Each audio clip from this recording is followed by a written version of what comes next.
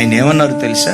Pastor గారు, ప్రపంచంలో ఎక్కడ చూసినా, ఏ గ్రామంలో చూసినా, గ్రామ స్థాయి మొదలుకొని పట్టణ స్థాయి వరకు ఎక్కడ చూసిన ప్రజలు బైబిల్ పట్టుకొని యేసు యేసు యేసు యేసు యేసు యేసు అంటూ ఆ యేసు వైపు పరిగెత్తుతున్నారు. అసలు ఆ యేసులో ఏముందయ్యా అన్నాడు. నాకు భలే సంతోషం అనిపించింది. ఎందుకు ఈ మాట అన్నావయ్యా అన్నాను. నేను విజయవాడ ప్రాంతంలో పలానా ఊరిలో పుట్టాను. అసలు మా చిన్నతనంలో మా గ్రామంలో క్రైస్తవులే లేరు, ఉంటే 3-4 కుటుంబాలు.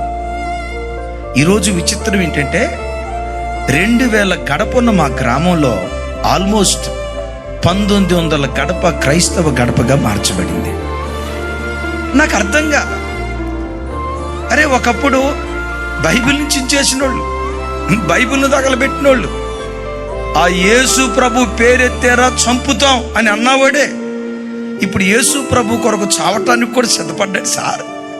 అసలు యేసు ప్రభులో ఏ మహాత్యం ఉందో నాకు అర్థం కావట్లా. అలాగని మా ఊరు మాత్రమే కాదుండోయ్, ఏ ప్రాంతంలో చూసినా బైబిల్ తీసుకొని ఆదివారం వచ్చిందంటే పండగ.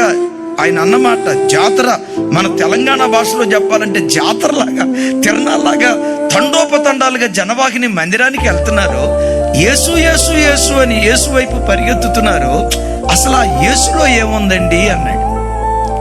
అప్పుడు నేను ఆయన వైపు చూసి, సార్, బెల్లం అంటంతో బెల్లంలో తీయదనం ఉంటుంది, మిర్చి అంటంతో మిర్చిలో కారం ఉంటుంది, చింతపండు అంటంతో దానిలో పులుపు ఉంటుంది, వేపాకు అంటంతో దానిలో చేదు ఉంటుంది, దేవుడు అంటంతో దైవత్వపు